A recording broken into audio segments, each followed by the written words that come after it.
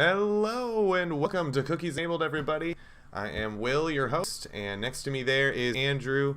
He is my editor and friend and helpful with all my space research as well, which I can never get to. Hello there, Evie. Thank you for tuning in and being our first viewer of the day and our first comment of the day, so thank you. I'm from the beginning. How are you there? As you can tell, Andrew is out on location. Why don't you explain where we're at so they're not concerned because it's very beachy looking. Oh, yeah. Well, once again, I'm out near Lake Michigan in Charlevoix. It's honestly, we're getting into August, We are. End of August.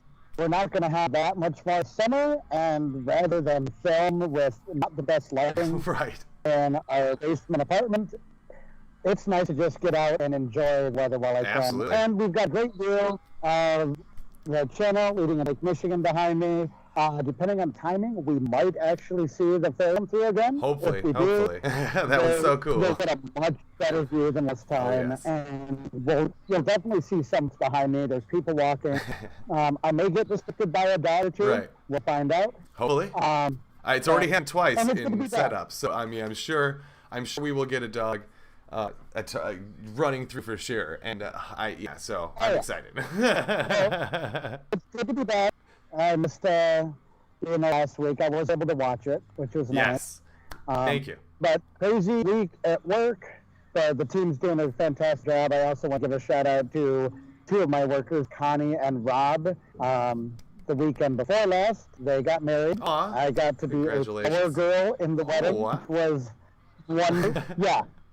One of my old coworkers and I, we walked down with fanny packed with petals, Yes. and no one expected it, yes. and everybody laughed and loved it, my and gosh. apparently they're saying that I'm the coolest boss ever Yes, you for are. doing that. Yes, you really But it are. was a wonderful day. It was a beautiful ceremony, and so congratulations to them. Yes, congrats, They're back at guys. work this week, which I really appreciate.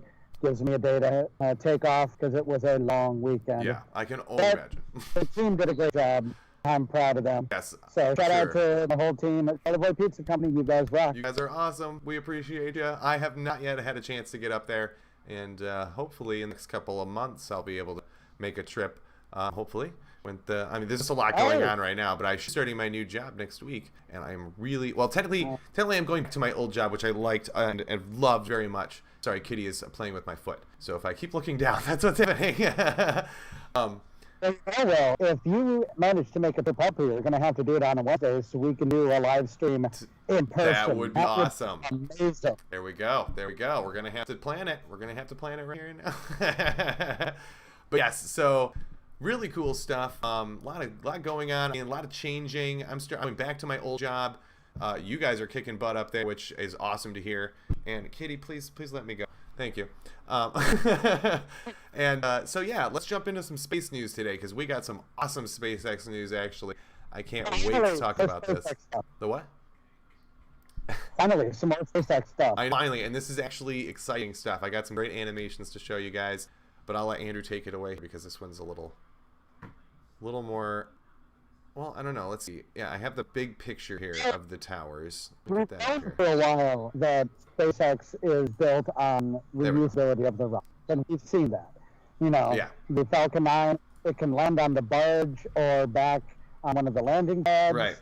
and very rapidly, within a week or two, be processed to go up for another launch. Now, for Starship, they want extremely rapid reusability. Exactly. We're talking it gets loaded up within an hour with a new Starship on. I'm sorry, we're talking the booster. Yeah. The Super Heavy. It lands, gets loaded with another Starship that's already ready. It gets fuel, and it launches back again within an hour. Right.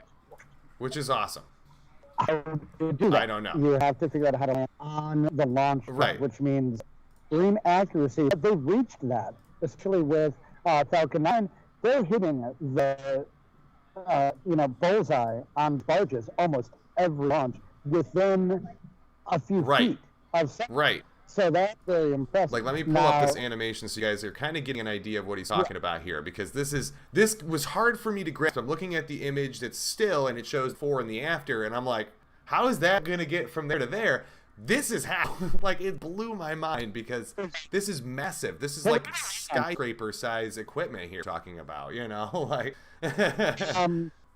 Tower is going to be probably a little over 400 feet tall because the Starship stacked on top of Super Heavy is 420. Exactly. So it's got now, what I thought was really interesting is, well, your thought is, how do we get it to land perfectly? You don't have to get it to land 100% perfect. Right. Close enough. And that's what the arms do. The arms will catch the rocket. And they're going to use the grid fins as a platform for the rocket to fall onto. Right, exactly. So that to catch the rocket, it just kind of reduces its thrust until those catch on the arms. Actually, it's extremely simple. Okay. In concept, extremely difficult to do, but the concept, we get it by the grid fins, then his arms can move back and forth and get it exactly where it needs to drop it. Then they'll move, like the animation shows, pick up the Starship, drop that back onto the booster, you fuel it up, you're ready to go again. So you could several launches of Starship in a single day. I mean, and that's really because that's what, you know, NASA and Russia and everybody really hasn't been able to do. No one's been able, in a way we can, but it's not in the same day. I mean, to do that would be, it would take every, you know, little piece of military and whatnot that we've got to do that kind of thing. This is literally, it's almost automated. You know what I'm saying? Like, push button, push stage 2, push stage 3. I mean, it's you really almost don't even need humans for this. I mean, they really thought this through. This was really well done. If you have a fully staffed or fully crewed Starship that launch into orbit, there's people that takes pretty much all of your cargo and weight capability. Yeah. So once you get Starship into orbit, there's an issue with fuel. You don't have enough fuel in Starship to get to Mars, the Moon, or wherever you want. So how do you get fuel up to them quickly? That's what they do. The booster launches people / cargo, they put themselves in orbit, it ends, they refuel it using this arm, which they call MechaZilla. I think that's love it. And the second Starship that they attach to the booster right away and launch hopefully within an hour is filled with nothing but fuel. Right, okay. So now you don't have to take the fuel up in the first launch. You take it up after. And the two Starships basically, they mate in flight. Right. And they stay in it. And they process the fuel into the first Starship. Now they don't have to worry about the weight. And then it can fly up to Mars. Now, the coolest thing about how they are going to fuel this, pumps take forever. Okay, yeah, exactly. So it's gravity to their advantage. Right. So the ship will be together, and one of them will fire a thruster and push it. And that movement, that momentum, they can open up a valve, and the fuel will literally flow into the other rocket much more quickly than it would if you're using pumps. It's just like knocking over a glass in a car or something. You turned really quick. It takes 90 minutes to orbit the Earth. That's at a high altitude. So a Starship probably the same, which gives enough time. You get it into orbit, you get the booster down, you fuel it, you get the fuel back up, and within 1 or 2 orbits, they can sync up with each other, mate, swap the fuel, and then one of them flies up to Mars. The other one, the fuel container, heads back to the landing pad. They refuel that, and they get ready for the next launch. So you could see multiple launches a day. Right. And eventually for a colonization, you need that pace. Yeah, absolutely. There's only a frame. We're close enough to Mars, or when we will be close enough by the time it arrives. Right. As to go there. It's every few years we have to wait until we start shipping people off. So you need to send tons of ships at once, very quickly. Right. That's what's going on. And again, you go back to 1960, 1970, and you show someone this video and tell them this is what will be possible. I doubt they'd be like, oh, this is never going to happen. This is propaganda, blah, blah, blah. No, this is legit. This is actually happening. They're building all of this. We've been showing you guys. I mean, they're taking pictures. They're posting it on Twitter. They're not keeping this quiet. This is the future. So this is happening. I mean, I love it. I think this is great. This is huge. And it's already pushing the world in a good way, because I just read an article literally before I jumped on the air. I was in the bathroom doing my thing, and an article read about how China is planning on building a $2.3 billion like mile-long starship, essentially, which is going to take multiple launches, like, and space building and all this crazy stuff. And it's supposed to help them get to other planets or places or search the space. So I'm excited, kind of, but it's really vague. So I'm not sure how much of this is legit. That's probably not good. Yeah, that might be a pipe dream at the moment. I think so. But I don't think, at the moment, no government on the planet has the resources or the capability to do anything like this. That's why we're seeing I mean, a push NASA for could have, commercialization. if they kept going and actually tried, but they never really tried this hard, I feel. They don't have the money anymore. Not anymore, no. We had to put it towards military for good reason. And I think your camera froze, unfortunately. That is okay. It should pop back, hopefully, pretty soon here. Oh. I know that does happen occasionally. I can hear you just fine. Is my audio coming through? Okay, that's good. Yeah, I can totally hear you fine. It's just the fact that I think your image is frozen. But I'm sure that will hopefully unclick here in a second. Hopefully, maybe. Why are you? Uh-oh, now I'm losing you a little bit more, I think. But, okay, so. I think it's my signal, because my Skype is... oh, is it struggling? A Sorry. little bit. Sorry for the technical difficulties, everybody. This is what happens with live TV. But that is totally fine. I'm sure you'll come back to us any second now. Somebody walked by while it was downloading a game or something, and it sucked up all your bandwidth. I don't know what happened there, but yeah. I'm sure you'll jump right back. I know we... I said if you can hear me, then let's just keep... I mean, might as well just keep going. I know our next topic was very similar, and it's still SpaceX related, which is robots. And now I know that... Okay, so I talked about Boston Dynamics last week, and I know I'm going to put this little article, this video of the dance robot back up here, doing the parkour. You guys saw this last week if you watched my video. And Space is not unfamiliar with Boston Dynamics. They have used robots out on the field with, you know, when their rockets explode, they go out. So, oh, she's saying they got this on the big TV, apparently. So, oh, okay. Thank you, everybody. Oh, you turned blue. I think you're coming back. Maybe I'm looking at the sky. I can back on to see if it makes a difference. Oh, okay. That might. I don't know. So far, I think it might have just done the Skype symbol, so we'll see. We'll wait here. Oh, there you are. You just came back. Thank you. Yay. So, it totally worked. Thank you for doing that, because I was trying everything on my side, but nothing seemed to be working. So, yeah. These guys can do backflips and all kinds of fun stuff. Really, all of what Boston Dynamics is building are military kind of, you know, carry equipment around or pick up things in hard to get to places or dangerous places that humans maybe can't get to. So that's really where Boston Dynamics comes in here, and that's exactly why SpaceX is using them. But now Space is like, well, we can build robots too, you know. Elon Musk came out and did this whole press conference. I'm sure you all saw this on TV or CNN or MSNBC. Tesla, technically, isn't it? Or Tesla. Sorry, Tesla. Yes. It's all Elon Musk. It's all the same. Yeah, it's all the same. So Tesla came out and said, "Hey guys, we build a robot too. We can totally do this. This is what it's going to look like. This is how it's going to work." Fortunately, trying to get some of the images and stuff that they posted in the press conference, which was only about maybe 10 or 15 minutes long, wasn't super long, was very vague and kind of hard to get to. And CNN and everybody has put their stamp on it. So unfortunately, I'm having a hard time getting directly from the source, but luckily you found something which was awesome, because these robots look exactly like iRobot. I don't know if anybody saw that movie with Will Smith. It was hilarious. It's a great movie. I loved it. It's not supposed to be super funny, but it was funny. I think it was based on an Asimov short story or novel. Yes. Which obviously better than the movie. Way better than the movie. Was good. The movie really wasn't bad. It actually was extremely realistic for like futuristic science, and like they had like robots breaking down buildings and super speedy cars which use magnetic levitation, and like these are things that are very possible. So it was very cool to see that. And thank you for Will Smith for doing a great job in that movie, because he was very believable when being attacked by robots that really weren't there. But he and his son posted this lovely comment.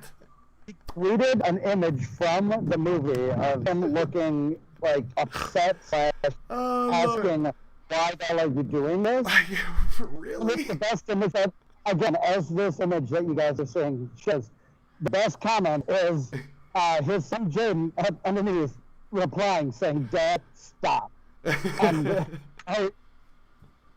I mean, we love this. This is great. Everybody loved it. Yes, I love this. This is fantastic. I hope we retweeted that. I've been, I know we both had really busy weeks, so it was a very kind of rocky. I tried to be as social as possible as I can. I did also get a new phone this week, which is also one reason why I'm trying to get back to my old account stuff as well. So we'll talk about that in a second. But this is hilarious, and I gotta say it because it really, you can even almost see one of the robots from iRobot in the picture, but it literally looks just like the side profile of this robot that Tesla is building. And the way Tesla is framing it, it sounds exactly like iRobot. They're AI powered, so there's a central hub that controls all of the main processes behind like what they choose to do. It's kind of like The Sims, essentially. They have like a base brain, so they don't just go put dishes on the floor. You know what I mean? Like they're gonna have some kind of basic programming that I'm sure the engineers have been working on for years, or they wouldn't even be talking about it. But guarantee you, each one that's gonna have a Starlink receiver. Yes, absolutely. It would make sense. That way, instead of having to worry about Wi-Fi, one Starlink is available everywhere. They can all talk to each other through that. And why not? It's a little Skynet-ish. It just a teeny bit Skynet-ish as well, yes. And for anybody that doesn't know, that's a nader reference. Like, so very... I, for one, welcome our robot overlords. You know, yeah, I don't know if I welcome them, you know, maybe on the same... viable field. I'm more of a bicentennial man. You know, Robin Williams, like them trying to be equals, not necessarily us battling for supremacy. I don't see that happening, and I don't think that what Tesla is creating nothing dangerous here. He says he's able to do repetitive tasks like get your mail, mow the lawn, or some stuff up the kitchen for you or something. So, really basic things, probably folding laundry, doing dishes, scrubbing toilets, things that just we don't want to do or have very little time to do, or because we come up with other excuses. I just finished cleaning a bunch of my house earlier this weekend. The one thing I didn't do with dishes, because I do dishes all day at work, so I'm so done with doing dishes. But now I'm on a little mini vacation for a couple of days, so I will get to those dishes. I'm sure there will be a lot of usability for these robots with space, space travel. Yes. Even on the moon, on Mars, absolutely, on the colonies, spacewalks, it makes sense. Even for the disabled, just people that, maybe you had a stroke or something. This robot could now help you get dressed, or possibly, go grab the mail, or do, make you lunch. Do things that you used to be able to do. And the only reason why I mention this is because I was in that situation where I wish I had a robot to help me, and instead I had to humiliate myself and ask a family member to come do something even more humiliating that I would normally have never asked them to do, or whatever the situation was. It's because I was definitely sick and ill and needed assistance. And I would have loved a robot to come help instead of a human. So there's the two-edged sword there. I do also agree. And robots, for the Americans, I think are going to be really hard to accept. For the rest of the world, they are loving them. And I actually just saw a robot named Polly in my local Meijer, which literally goes around scanning shelves and keep track of which shelves are empty, so that way they don't have to have people on the floor just tracking, and it just tells them what needs to be stocked, and if a price is wrong, it needs to be remarked. It will let them know as well. I have not seen this. It is called Tolly. I'm hoping to do an episode on that, so I'm really excited about Tolly coming to all Meijer stores, it looks like. I know mine right down the street has one. And I think Walmart and Target are going to be signing on to something similar. But hopefully, looks like you guys are loving this. Looks like thank you everybody for watching. It looks like Brian, Ada, a bunch of people are watching out there. Actually, really awesome technology. I know someone who just had a stroke, and for him and us, this could be very helpful. And you're absolutely right. This is exactly why Tesla's like, you need this. This is something, and he's not the only one. All of Japan has been really pushing this robot revolution, and Korea. I can't leave them out here because they're huge, you know. So this is great news. Thank you, Will Smith, for this amazing laugh, and Jaden Smith. And thank you guys for watching. Brian and Ed, Brian is my brother-in-law. It is his wife, everybody. which we've had kind of before. She is their daughter, so they're all watching cool. it on their big TV. It's big. It is amazing TV to watch Star Wars on, I'll tell you that. I can only imagine. Ooh. Well, talking It's about pretty cool. other future stuff, that kind of wraps up our space news. But we do have some other really cool technology future news that really we had some big breakthroughs. A lot of big breakthroughs this last week. And so it was a lot of reading that I had to do, unfortunately. And some of these journals, man, can they put some comic relief in there? Because it gets really dry and it's a little hard to read.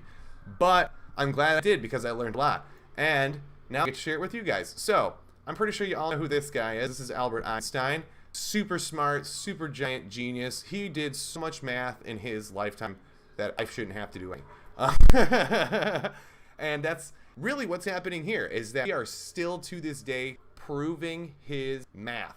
And that is exactly what happened. So his biggest equations, which is E equals mc squared, just put it up on the screen here, and is just this is the condensed version of the equation, I should say, because the actual E equals mc squared is really long and it would take up the whole screen. So I'm not posting that because it's not useful. You don't need to know it. This is what you need to know, because this literally tells you how to convert pretty much energy or light into matter, and that's exactly what the people at this lovely institute decided to do. So at the Brookhaven National Laboratory, they decided, hey, we can prove this theory, and they did. So what they decided to do is they built this giant machine, which is massive, I know, and it looks similar. If you guys have any idea what the CERN Large Hadron Collider is, that's really hard for me to say. This is very similar, except that instead of like being miles long, it's a couple football fields. So it's still really big, but it's two smaller loops, and they are accelerating particles of light, or electrons essentially, but they don't hit each other. Like the Large Hadron Collider, they are near missing each other, so just barely coming in contact. And the whole point of this is that, technically speaking, if the two light sources were to hit, we already know what would happen. We have the math to prove that. So we want to know if we can kind of bridge that gap. What if these, if these two magnetic sources are close together, they should be able to generate particles in between, or semi-quasi particles, essentially as like a replicator. So you're creating matter from submatter, essentially, as a coincidence. And that's literally what they did. This is the easiest way I can explain it. I am so sorry. This is really tough to explain. Potentially, yeah, you got two giant particle loops barely missing each other. Kind of think of it as a giant reflector. But here I'm going to show you guys is a little slip from what could be the future of this. So this is Captain Janeway from Star Trek Voyager, and she is requesting she would like some coffee from her replicator. And she goes to her replicator, requests the coffee. It doesn't make it right, and coffee spills all over the place. And then that cup appears. Should have had the coffee in it. So this is technically the technology that these scientists are working on, is really, can we take light or electrons or electricity and convert it into physical matter? Technically, yes, we've already had the math to do it for a very long time, but we've never had the power. Yep, we've had the math, but we've never had the physical energy capacities to do it, really, until now. And now they're getting there. So really, that you can actually do something just like the Star Trek replicator does, and that this actually be something where they're actually going to be building or making matter or constructing possible atoms from light and nothing other than just light in possibly the next 10-15 years. So again, this is a long way out. This is not like tomorrow you're going to go to the store and buy a replicator and plug it in and you get coffee. No, it doesn't work that way. It's not gonna. Well, you see this since the earliest episode of Star Trek. They always seem to kind of show what's going to happen in the future. You had tablets, you had transporters, replicators, different types of scanners for medical uses. It's exactly like what the show, you know? It's the same thing. Yeah. Data tablets in the next generation, and even before that, computers, we see those coming out later. And so this is just the next up. Star Trek was always very prescient on the science. Roddenberry wanted the show to be. He wanted some semblance of reality, not so much like Star Wars, where anything goes. Right. Even though they try to come up with pew, and then pod racing and all kinds of. Yeah. That's like I do. Hold on to some basic theories of how things actually work. Let's say, what would happen in 100 years if we took this math that we have, or we've always had, and what would that turn out to be? What would it look like? This is what it would look like. This is how it could work.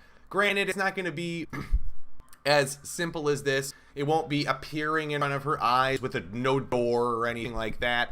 I think this is going to be like one of those situations. You think so? I mean, because I don't. I think this is going to be one of those where it's like a microwave. You know, you might be able to see it like a little screened window or whatever, but I don't think you're going to be like, poof, like the whole room is changed. At least not right away anyway. I mean, hundreds of years down the road of refining, yes. However they are able to design them, it could. The main reason for the door in the microwave is it's a Faraday cage to keep all of the microwaves from getting up and hurting you. Exactly. Yep. The front window, you see that pattern with all the little circles. Yep. That's like a lead window or whatever. It's the size. Yeah. So that the wavelength of those microwaves can't get out. Gets destroyed and cannot get out. It's a Faraday cage. Sure. It's actually similar to when you walk into somewhere like a Meijer. Yes. And your phone signal drops drastically. The place is covered with a metal roof and metal rebound walls. Yeah, and it's grounded. That's a lot of the EM radiation, like radio waves and whatnot, getting in or out. Yeah, so exactly. if you ever walk into a black store and you don't have service, that's why. Exactly. As long as they're not working with any sort of ionizing radiation. Right. And we talk about that in my 5G episode. Yeah. Yeah. So I guess we'll see. It's a start. Again, it is. A lot of crazy stuff that we cover on this channel. It's proof of concept. Yes. It's decades away from actually having any practical use. But it shows that people still have the creativity and the desire to try to figure shit out. Well, and it's stuff that you don't even know. Most, like I say in that CNN, MSNBC, they're not going to be reporting on this stuff because, yes, it's a huge breakthrough. I mean, maybe they'll throw a paragraph in there somewhere, but they're not going to spend a whole segment on it, So I'm like, this is big. This is huge. Or they'll retweet something. Right. But you don't have, Tom Brokaw or someone sitting down talking about this. No, you don't. We need to hear more about this kind of stuff. Yeah, exactly. The world is falling apart. Yeah. Things are so bad. That's all we hear. Yeah. When there's amazing things happening, and the world has, in general, gotten better over time. And it's going to get better. And here's why. Speaking of better. This good stuff. Yes. So actually, our next one, which is very similar to the last one, it's kind of almost the same idea in a way. These guys decided at this wonderful laboratory, which I'm going to have to pull up the article here. Bear with me because I cannot remember where this one is located.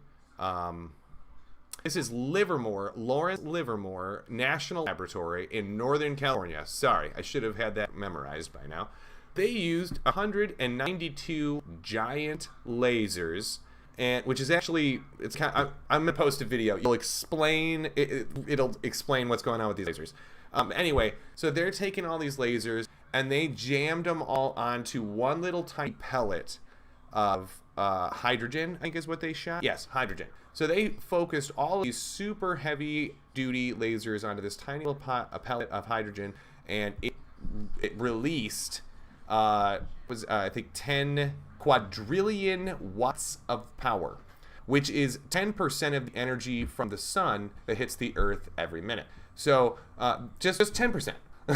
Like 70% of the energy that hit that pellet was all absorbed into the pellet, and I don't know about the other remaining 20%. Is kind of, I guess, exploded off probably. So there's some vagueness to this article. There's a lot of science in this article. This was a head one to read. And this was posted on a few different websites, so I might have a couple of links for you guys. There's a lot to break down here. I did a little bit of research on the facility. This is what is called the ignition chamber. So this is where all 192 lasers are deflected off of all these different mirrors. And essentially, they do all get kind of broken down into one really main beam. But they all essentially get reflected off. And this is what I'm going to show you in this next video here. Bear with me. Turn that on. Turn this on. So this will show you how this massive facility works. Apparently, this thing is a couple football fields in size. So what you're seeing is a condensed version of an animation of laser beams, reflectors, magnifiers, microwave systems and things to amplify the light and really just get it as bright as they can, essentially. And then they take all those beams, reflect them down into one big beam, and blast it at that hydrogen. And then the hydrogen gets extremely excited, and it cannot withstand all of that energy. There is so much light hitting that it just gets, I have to release all of this energy, and it does. And it explodes with all of that released energy. And this is going to show you how they capture it, how they take pictures of it. They have an arc compressor, which is, again, that first video, or that first image I showed you. That it's kind of the ignition center, essentially. Everything kind of gets compressed down. Really cool science. This kind of blew my mind. I've never seen reflectors set up in this kind of way. We're stretching the light out and then compressing it back down and stretching it out again. I mean, I didn't know. I knew you could do those things. I mean, you learn that in like 5th, 6th grade science. But I mean, it's on a scale of the sun, where you are literally taking only light and hydrogen, and you are making electricity, essentially, or energy. And this is pure fusion, and this video literally does such good justice because it shows you the actual interiors of the machine, everything too, which is amazing. They're shrinking the light down here. It's super cool stuff. Now you got these microwave bursts that come off of this main, X-ray bursts come off of the main reflector, and those leave this lovely impression that they get to see on their X-ray detector what the hell's going on inside that giant ball.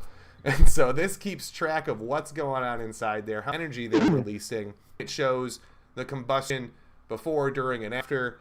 And I mean, just super awesome science. I mean, this is super exciting. Future energy where you're really just using light. I mean, you're putting energy in, but you're getting way more energy out. And they only got 10%. We were already breaking records of every power plant on the planet, pretty much put together. So I mean, this really, really big deal. I'm super excited to see this get smaller and more easily accessible, and easily, because that's really the next step for them, is ramping up those mirrors, ramping up those lasers, get it to 100 quadrillion. We have to reach. The beauty is that, like, we need to be able to get to the point where we have a sustained reaction or even fission reaction. Yes. Because, they're using a ton of energy to put into the laser. Ridiculous amounts. They're getting more out. They're getting a huge release of energy. But the trick is to get it self-sustaining. Yes. So you don't need to keep putting energy into the system. Yep. And that reaction continues to output the energy. And so this and is that's the hard part. It is very hard part. Yeah, that's not the easy part about it, unfortunately. And sustaining the lasers, and again, they have to hit that break point. There's a break point of energy. You'd want the lasers to basically start that fusion reaction. Mm-hmm. Where then you can turn off and it runs on its own. It kind of reminds me of when Iron Man invented a new element. Right. He got the particle accelerator in his house, aimed the beam at the little triangle thing, and once it got the energy and it started on its own, then boom. All set. Yep. And then it would run forever, and that's what we need. That's what the set is. Yep. It's its own self-sustained reaction. Yep. The gravity of its own mass, and the heat alone. It's in a state of equilibrium to put out energy that it does. We can get energy to that. Oh, yeah. We just keep We just can't have it stay that level. Right. That's And true. can't have it do it on its own. That's the problem. That is a big problem. For every get out, you're putting a hell of a lot more in. Yes. But we're getting closer. Yes. Day by day, reactor by reactor, we're getting closer. This is a huge step in the right direction. Again, if you guys want to read that article, again, there's going to be several sources I'll post, all in the links below, or in the description below the video, if you guys want to check that out. And please do, because, I mean, this is super awesome science, and it's really cool to read. The researchers did a great job really breaking it down, so it's not super hard to read, but they go on and on and on, and you'll see what I'm talking about. You can kind of skip around the article a little bit there, so you don't have to read it word for word to still understand what the heck's going on. But I thought you guys would love that news. That is pretty massive and really cool. Now, I do have one other thing here, and I'm going to try to add this video really quick. I'm sorry if this popped up all weird looking, because I did have a chance to do this earlier. But I found this really cool study with cats. And it's about how... I'm sorry, say again? You know I love cats. Oh, yes. We all love some kitty cats. So this study was done on how cats prefer to eat. And let me make sure this video is turned off. I don't want any... I don't think it had any sound, but I don't remember. Anyway, so what this study did was, do cats prefer to always hunt for their food or play like a toy, or would they prefer to just have their food sitting out and just dead ready to go? Because most animals, including like giraffes and things, do not prefer to just have food handed to them. They don't like that. They want to work for their food. They want you to give them the whole branch, and they want to rip apart and stuff. You know, the cats, they don't really like that. Apparently, they said most cats, almost 75 to 80%, did not go for the toy. They decided to just go for the open meal instead. And this could be for a few reasons. This could just be because they are smart enough to realize that an easy meal is a better meal than having to work for your food. Most likely. And when they're out there in the world and they have to work for their food, it's never free. They have to work super hard. So when they get food and they can find it without having to work for it, it's like prize. So every day you're just giving them prizes over and over and over. And so of course they're going to take that, you know. And it made sense to me. It makes sense. Yeah, so cats, I mean, they're all about efficiency. They're, to me, they're the most perfect animals. Everything about them is specifically designed, honestly, to be a hunter, you know. But they sleep a lot, too. It's all about efficiency, conservation of energy. Right. If you don't have to work to eat, then why work to eat? Exactly. It makes sense. It's why they started coming into our early societies, when we started storing grain and became farming communities. Right, exactly. Then it was easier for them to get their way, and they didn't have to work as hard, so they just decided, we're going to stay. That's sorry. So yeah, it definitely makes sense that they would go for easy. Right, rather than the trick every time. So this was really interesting thing. It says that my audio might be cutting out. Somebody, S. S'more, thank you for posting again and commenting, as I'm hearing some random audio cuts out from me and from Andrew, and it feels like it's cutting off at the ends of the sentences. So I'm really sorry about that. I'm not... I noticed that in last week's episode when I listened to it. Was it cutting out a little bit too? It would blip every once in a while, like you'd miss half a syllable of a word. Wow. Huh. It must be something with my broadcaster. I'm going to have to double check, make sure I've got my correct amount of flow going here, so it's not cutting back on my audio. I'm really sorry about that. I can't change my audio settings while I'm live streaming, unfortunately, other than turning them on and off. I can do that. I can turn them up and down. Let's see. Oh, you're resizing a little bit here. Yeah, everything is set to the highest quality here. But yeah, I hope you guys like the topics. I really try super hard to get, we both do. I know Andrew and I really dig through the web. We're not trying to bring you stuff, again, you're going to turn on your local news and see. We're trying to bring you stuff that really you probably haven't heard of, but it's really interesting to know about anyway. So I'm going to post this article for you guys. I want to show you the headline of this because it's super funny. They got a grumpy cat picture, and I love it. So I'm going to post that on for a second really quick. Just turn that on, turn that, wait, turn that off. Oh, that video is way up here. There's the grumpy cat. So I will post this article about the cute exercise on how cats probably want meals served, and hopefully you guys will find this interesting. I know I did. I was very much like, whoa. I was, again, Evie, I was trying to find you some veterinary sciences, and this was what I come up with. This was from 2 weeks ago. I actually meant to share this last week, and I am so sorry. I had a rough week last week, so it didn't go well. This was rough too, but I found this, and I was so excited. I was like, oh my gosh. So I gotta share it, and I really hope you guys like this. I will try to find more stuff. Again, if you guys comment on what you want to see, what topics you're interested in, Evie, she wanted some veterinary stuff. I'm trying to find anything to do with animals, and that is what I found here, because most of us have cats. So, very cool stuff. And it definitely does help us to figure out what to talk about.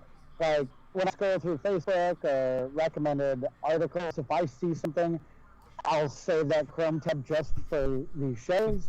But sometimes it might be a quiet week. Both Will and I are almost scrambling. I don't know what to say. It's the phone. News. And we're wondering, what do we talk about today? But even there, if we find something, we probably aren't as invested in it because we just look. Yeah. So when it's something we can really delve into and read, it helps. So tell us what you're interested in. Right. And we can try to come up with, find some articles, and it's more for you guys than us. It really is, yeah. Like, I love learning stuff too. So especially if you guys give us topics that we're not used to, like veterinary science, it's great because now my Google search is bringing up stuff that I not normally see, and I'm okay with that because it's keeping my mind open. You know what I mean? That's huge. That's a huge part of science. Love it. Absolutely love that. So keep going. I'm keep searching for stuff. I'm sure I'll find something. It's a tough one as well, especially if you're not like paying for journals, which I unfortunately don't have the finances to do at the moment. But some of those journals can get really expensive to read because you got to pay some of these universities to read them. Those jerks. That's because they got math and science and like actual stuff in there. How you could do this at home, pretty much. They spent tens of thousands of dollars doing some of these experiments. Like that laser one that I was just talking about, the fusion one. Not only did that, I think the facility has been over 15 years or 10 to 15 years in development, and they're just now getting through some breakthroughs. So yeah, just the cusp of the art, really. If you really find a study or a paper that you want to read about something, more often than not, if you go to the actual researcher and email them, instead of having to go through the journals, that's a good way to do it. Most of the researchers will usually just send you a copy of their paper. I didn't even think about it. They don't care. Yeah, because they're not making any money off of it. Exactly. And it's the whole idea of science. Right. Just share ideas. I mean, we just went through COVID. We're still dealing with COVID. I was going to talk about it on this episode, and I was trying not to, and here it goes. But it's just, but that was the biggest time in my history that I can think where all us scientists really got together and were like, we got a problem, let's fix it. And they did. And they did it in record time with the best results I think we've really ever seen from the medicine community in a long time. So I really got to give them some credit because the FDA just came out and gave Pfizer their official stamp. Somehow Moderna out of it, which I think that it's because the Moderna trial I think is still a month out. So I don't think we'll hear about Moderna getting its FDA approval for another month. And that's okay. That's okay. I know it'll get it. I know it. If Pfizer got approved Moderna, well, it's the same science kind of. It's a little different, but it's almost the exact same thing. I mean, they worked together on it. I mean, they even had their names on the same billboard for a while, which was like unheard of because they were biggest enemies before COVID. And now they're like, hey, we're making money together. We're best friends. Yay. Yes, definitely look into vaccines. If you guys have any questions about those, talk to your doctor, talk to your local pharmacist. Don't talk to your friends. Don't go to Facebook, and especially don't go to YouTube unless you're going to come here and watch up, because we're telling you legitimate science. And I'm not sure everybody else on YouTube. I know there's a few channels that that Cookies subscribes to, and that aren't bad, that do really give some good insight on different sciences and things. And I check those out because they keep me in the trending newses. That's why I did the Mandela effect video, and that is still my #1 most watched videos. Is because the Mandela effect is really just misinformation. It's just spreading wildfire. That's all it is. It's just, and that's what I did in that episode. That's why that's so important. So hopefully you guys check that out. thank Evie for the Smithsonian Zoo check. I'm going to dive into their website here after the show and see what I can find there, because I'm sure I'll be able to get some great information. Plus, I should check out my local zoo. I mean, Jim Ball's right down the street. And Binder is one of my favorites, and I know it would probably be more than happy for me to do like a little animal snippet on future science stuff or anything veterinary. They are very friendly with that stuff usually. So. And they're very conservation oriented as well. Yes, they are. It's built on a wetland pretty much. And I just love Binder. It's such a great. If you haven't been to Binder Park and you're in Michigan, please go check them out. Really awesome zoo. Right by exit 100 off of I-94. Yep. I remember that because we went as a child when I was a kid all the time. Yes, we did. Yep. I did want to go back there. So yeah, if you're anywhere in Michigan, go there. They're wonderful. I mean, we have great zoos. John Ball Zoo is great. The Toledo Zoo is great. They're all good zoos. Binder Park Zoo has always been my favorite. Yeah. It's basically run by the peacocks. It really is, yes. They the have peacocks. a flock of peacocks that just live there. They have an albino one. There is an albino one, yes. Is the tortoise still alive? Like the 100-some-year-old tortoise? I think so. I'm pretty sure. And they just red pandas as well. So I'm super excited because I love red pandas. And I just, they're so good. They have like giant dinosaur statues. Yep.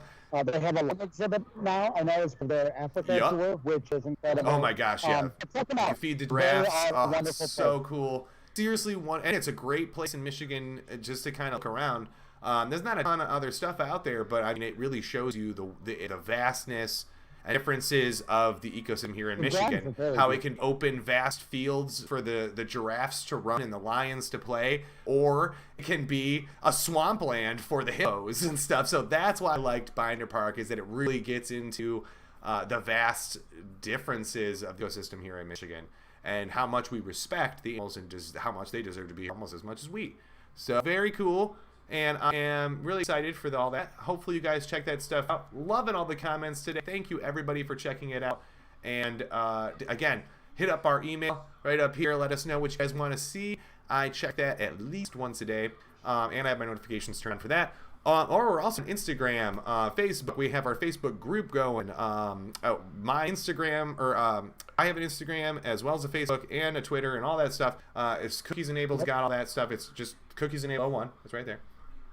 And then our screen names are also for, like I'm on Xbox Live. If you want to pull up on there, I'm on there. I've got like the Steam. It's the same screen name. I've literally had that screen name since the creation of the internet. So, and I'm not joking about that. It is my second screen name, not my first, and is the oldest I've ever had. And there's a reason for that. So it's going to stay. And if you guys want to contact me, that's how you find me. Otherwise, I appreciate everybody for tuning in today. We had a great broadcast, I think. It was almost exactly an hour long. Hopefully you guys enjoyed it. It looks like you guys loved the topics today, and I am very happy about that. And again, can't wait to get more comment from you guys. And October 4th, we will definitely be back with the main episodes. And I think next week our broadcasts are going to be bumped probably sometime afternoon. I will definitely keep you guys posted. I'm going to be starting my new job next week, so that's where I'm not 100% sure when I'll be broadcast. So that's why I'm letting you guys know. Just keep an eye on Facebook. Yeah. I just got another comment. There's nothing in the baby pandas. Oh. In health checks. Oh my goodness. Oh, that would be so cool. Yeah, definitely send us that episode or whatever links you have regarding the baby panda participating in health checks, because I almost want to get sick again just so I can have baby panda come and visit. That would be awesome. Can I please hold the panda? Oh, yes, they're just adorable. I love pandas, especially red pandas, because they have opposable thumbs and really awesome, I like to call foxtails, because that's what they look like to me. They can hold themselves with their tail, swing tail, and open doors with their tail. So they can do lots of fun things. But regular pandas are just as cool and cute. So yeah, definitely send me that article, Evie. Send it the email up above, and I will take a look for sure. And we'll talk about that next week. And I think that's it for everybody. I had a great time today.